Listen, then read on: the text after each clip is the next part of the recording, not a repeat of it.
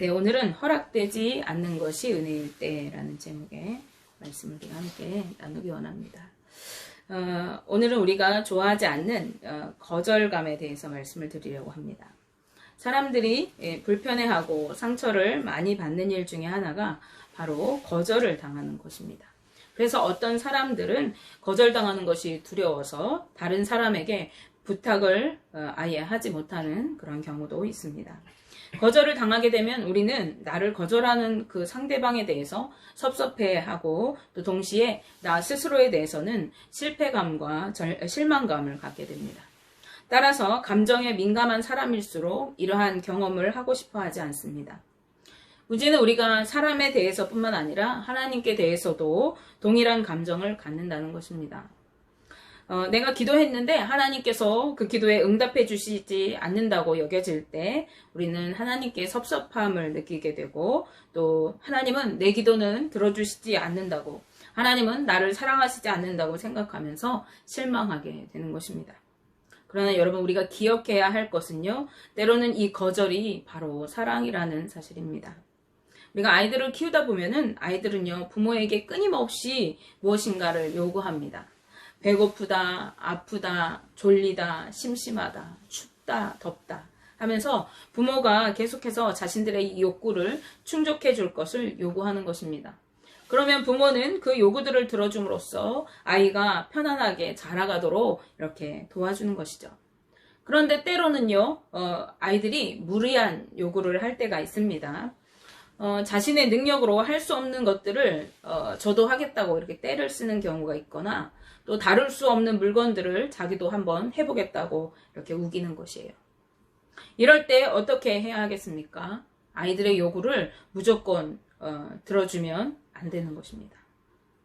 그렇기 때문에 때로는요, 다른 것으로 대체해주기도 하고, 또 때로는 단호하게 거절해야 할 때도 있는 것입니다. 예를 들면은 엄마가 열심히 주방에서 이렇게 칼질을 하고 있는데 자기도 그 칼을 한번 해보겠다고 막 이렇게 때를 쓰면 그 위험한 칼 대신에 칼 모형의 어떤 장난감 칼이나 이런 것들로 대체해 주어서 간접 경험을 하기도 하고요. 또 뜨거운 물건이나 깊은 물에 이렇게 뜨거운 걸 만져보기를 원한다거나, 깊은 물인데 깊은 줄 모르니까 막 들어가려고 할 때 그러한 요구들은 들어줄 수가 없기 때문에 단호하게 거절해야 하는 것이죠.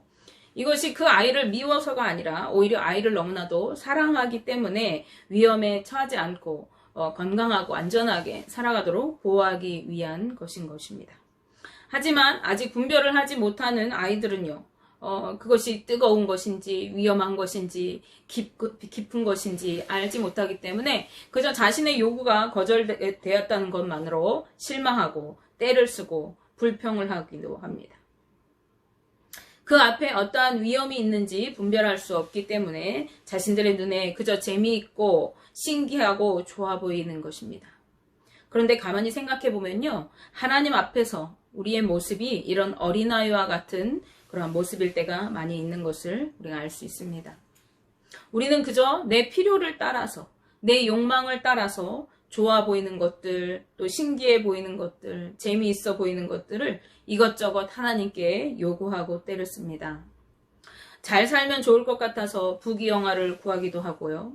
신비한 어떤 영적 체험이나 놀라운 일들을 경험하는 것이 그저 신기하고 재미있을 것 같고, 그것들 나도 한번 해보고 싶기 때문에 나에게도 그렇게 해주시라고 기도하기도 합니다. 그 앞에 어떠한 것이 있는지 알지 못하면서 그저 보암직하고 탐스러운 것들을 구하지만, 우리를 사랑하신 하나님은 우리의 모든 것을 아시기 때문에 어떤 것에는 응답해 주셔서 우리의 요구를 들어주시기도 하지만, 또 때로는 우리가 생각한 것과 다른 것으로 대신 응답해 주시기도 하고요. 또 때로는 거절로 응답하시기도 합니다. 이렇게 하시는 이유는 우리를 가장 좋은 길로, 가장 선한 길로 인도하시고 또 좋은 것들로 공급하시기 위해서 그렇습니다. 그런데 우리는요, 영적으로 무지하기 때문에 무조건 왜 내 요구를 들어주시지 않느냐고 불평하고 원망하면서 하나님은 나를 안 돌보시는 것보다, 또 하나님은 나를 사랑하시지 않는가 보다 라고 생각하고 실망하는 경우들이 있습니다. 그런데 이런 마음가짐의 이면에는요, 주시는 것은 하나님의 사랑이고 축복이지만 반대로 주시지 않는 것은 축복이 아니고 미움이라고 여기고 있기 때문에 그렇습니다. 이러한 이분법적인 원리는 인간 세계에서는 그렇게 적용될지 모릅니다. 그렇지만 하나님은 그렇지 않다는 것을 여러분 기억하시기 바랍니다. 이사야서 55장 8절 말씀에 하나님께서 말씀하시죠. 이는 내 생각이 너희의 생각과 다르며 내 길은 너희의 길과 다름이니라. 여호와의 말씀이니라. 아멘.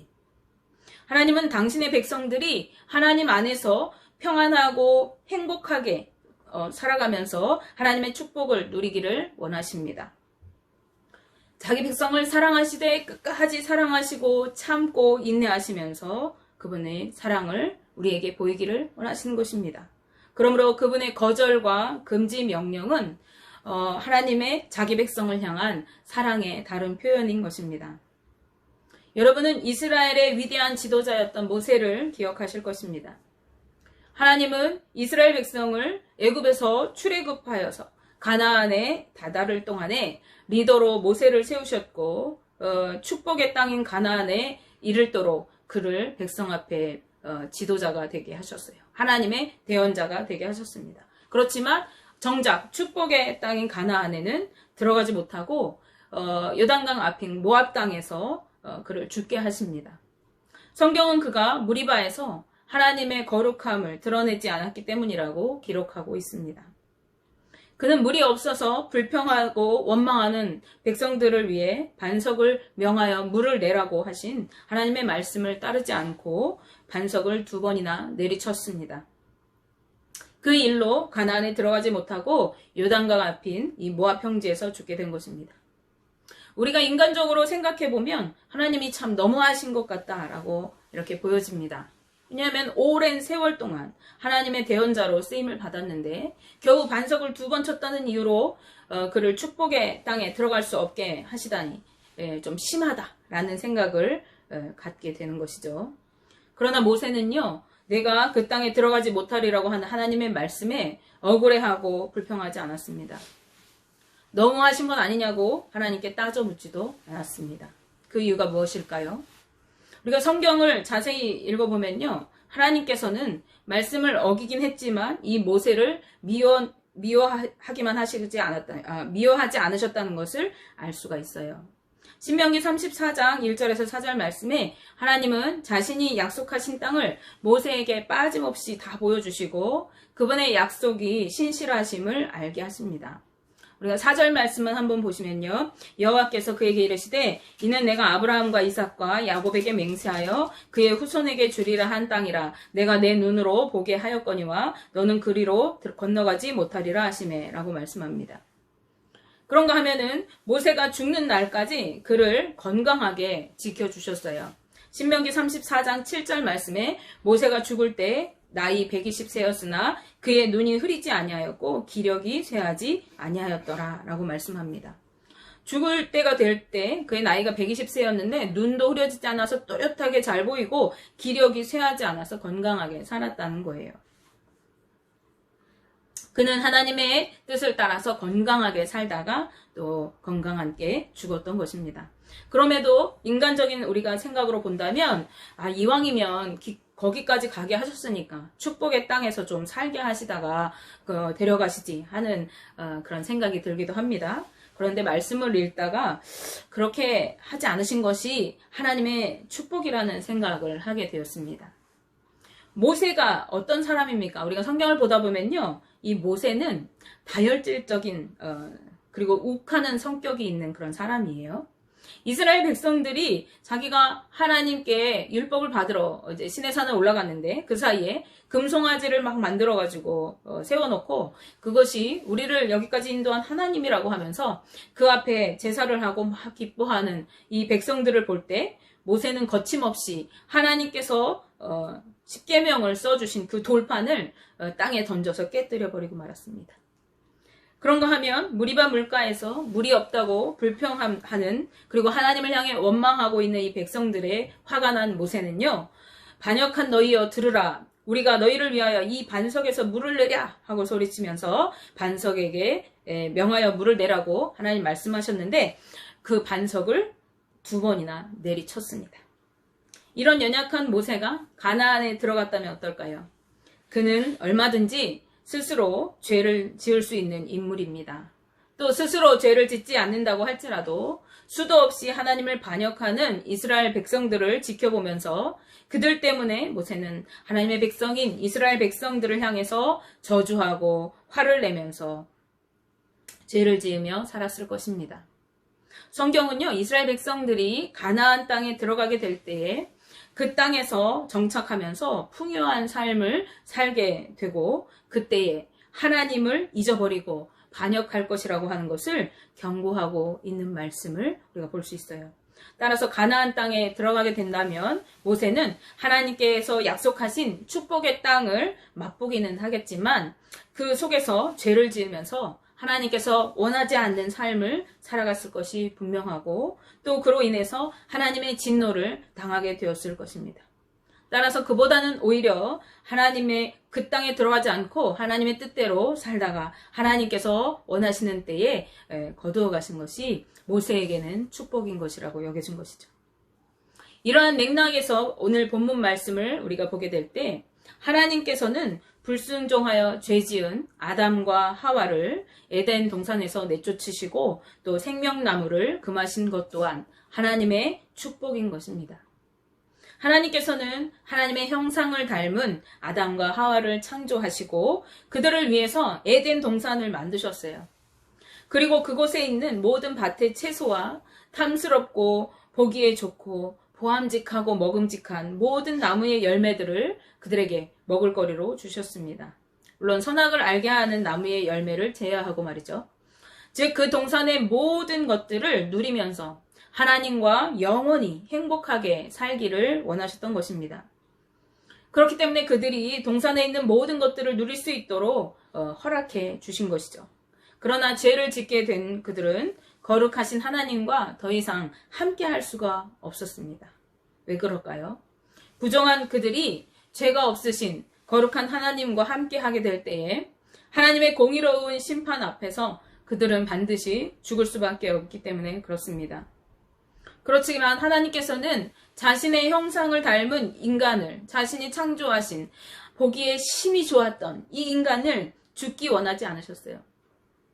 오히려 그들을 사랑하시기 때문에 불순종하여서 선악을 알게 하는 나무의 열매를 따먹고 스스로 부끄러워하는 그들에게 하나님은 손수 가죽옷을 지어 입히시고 그들의 죄와 허물을 죄송합니다. 죄와 허물로 인한 치부를 가려주신 것입니다.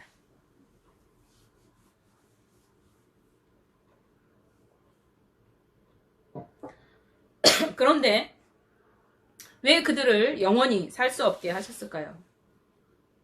창세기 3장 22절 말씀에 여호와 하나님이 이르시되 보라 이 사람이 선악을 아는 일에 우리 중 하나같이 되었으니 그가 그의 손을 들어 생명나무 열매도 따먹고 영생할까 하노라 하시고 라고 말씀하십니다. 그들이 영원히 살게 되지 않을까 생각하신 것입니다. 그리고 24절 말씀에는 그룹돌과 두루 도는 불칼을 두어서 생명나무가 있는 길로 가는 그 길을 지키게 하셨다고 말씀하세요. 아예 생명나무에 접근도 하지 못하게 하신 것입니다. 왜 그랬을까요? 만약 죄로 물든 이 아담과 하와가 생명나무의 열매를 따먹고 영원히 살게 된다면 어떠한 일이 벌어지게 될까요? 그들은 죄로 물든 육의 속성을 가지고 영원히 살아가면서 온갖 죄를 짓고 또 저주의 자식들을 계속해서 끊임없이 낳았을 것입니다. 하나님께서 함께 하시면서 행복하게 살기를 원하셨던 세상은요, 점점 죄악의 소굴이 될 것이고 하나님께서 거하실 수 없는 영원히 저주받을 곳이 될 것입니다. 어떻게 그것을 알 수 있습니까? 우리는 바로 이어져서 나오는 창세기 4장 말씀에 등장하는 아담의 첫째 아들 가인과 아벨의 사건을 보더라도 알 수가 있어요. 아담과 하와가 죄를 짓고 처음 출생한 아들 가인은요, 악한 마음의 본성을 따라서 시기가 가득하여 그의 아우 아벨을 살해하는 죄를 짓고 말았습니다. 죄의 속성을 그대로 드러낸 것이죠. 세상은 영원히 이러한 악으로 가득하게 될 것이 분명했습니다. 그러므로 인생이 영원히 살 수 없도록 생명나무를 지키게 하시고 그 육체의 삶이 죽음을 통해서 흙으로 다시 돌아가게 하신 것은 하나님의 은혜인 것입니다. 그럼에도 불구하고 노아 시대에 이르러서는 죄가 극에 달했고 하나님은 온 땅을 물로 심판하게 되었습니다. 창세기 6장 5절 6절 말씀에 여호와께서 사람의 죄악이 세상에 가득함과 그의 마음으로 생각하는 모든 계획이 항상 악할 뿐임을 보시고 땅 위에 사람 지으셨음을 한탄하사 마음에 근심하시고 라고 말씀합니다. 죄악이 온 땅을 뒤덮었고 하나님께서는 자신의 형상을 닮은 사람들이 날마다 죄를 지으며 살아가는 것을 두고 볼 수 없으셨던 것이죠. 지옥에 던져질 백성들이 날마다 더해가는 것을 하나님은 원하지 않으셨던 것입니다. 그러므로 생명나무를 허락하지 않으신 것은 이 땅을 사랑하시는 하나님의 마음인 것입니다. 우리는 우리를 향한 하나님 아버지의 마음을 바로 알 때에 하나님의 거절하심도 감사할 수 있게 되고 성숙한 믿음으로 내 뜻을 구하는 것이 아니라 하나님의 뜻을 구할 수 있게 되는 것입니다. 고린도후서 12장 말씀에 바울은요, 하나님께서 자신이 너무 자만하지 않게 하시려고, 너무 자만해서 자신이 죄짓지 않게 하시려고 육체의 가시를 주셨다고 말씀하고 있어요. 어떤 학자는요, 그에게 안질이 있었다. 또 다른 학자는 간질이 있었다라고 말하기도 하는데 어쨌든 바울이 어떠한 질병을 가지고 있었습니다. 하나님께서 그것을 자신에게 육체의 가시로 주셨다라고 바울이 고백하고 있는 것이죠. 바울은 이 질병이 낫기를 위해서 하나님께 3번이나 아주 간절히 기도를 드렸습니다. 그러나 하나님께서는 내 은혜가 내게 족하다고 말씀하시면서 이 바울의 요구를 거절하셨습니다. 고린도후서 12장 9절에서 10절 말씀해 보시면 나에게 이르시기를 내 은혜가 내게 족하도다 이는 내 능력이 약한 데서 온전하여짐이라 하신지라 그러므로 도리어 크게 기뻐함으로 나의 여러 약한 것들에 대하여 자랑하리니 이는 그리스도의 능력이 내게 머물게 하려 함이라 그러므로 내가 그리스도를 위하여 약한 것들과 능욕과 궁핍과 박해와 공고를 기뻐하노니 이는 내가 약한 그때에 강함이라 라고 바울이 고백하고 있습니다. 그는 자신의 요구를 거절하신 하나님을 원망하고 불평하는 것이 아니라 오히려 그리스도를 위해서 약한 것들과 내가 병든 것과 내가 다른 사람에게 능욕을 당하는 것과 궁핍하고 줄인 것과 박해를 받고 사람들에게 매를 맞고 돌팔매질을 당하고 또 곤고한 것들을 기뻐하겠노라고 고백하고 있습니다. 왜냐하면 내가 연약할 때에 하나님의 능력이 나에게서 온전하여지고 하나님의 뜻을 이루는 삶을 살아갈 수 있기 때문이라는 것입니다. 이것이 성숙한 믿음의 사람이 보이는 태도인 것이죠. 우리는 하나님께서 우리 기도에 응답하심에 감사하고 또 거절하셔도 그것이 은혜인 줄 알고 감사할 줄 알아야 하겠습니다. 왜냐하면 하나님의 거절은요, 우리가 더 좋은 것으로 더 선한 길로 걸어가도록 또 더 좋은 것으로 주시기 위한 그러한 하나님의 사랑인 것이기 때문에 그렇습니다. 원하기는 저와 우리 성도님들이 모든 상황 속에서 주 하나님의 은혜를 깨닫고 감사의 삶을 살아가게 되시는 하나님의 거절에도 깊으신 사랑이 있음을 깨닫고 늘 그 은혜를 찬양하며 살아가시기를 주님의 이름으로 축복하며 기도합니다. 기도하겠습니다.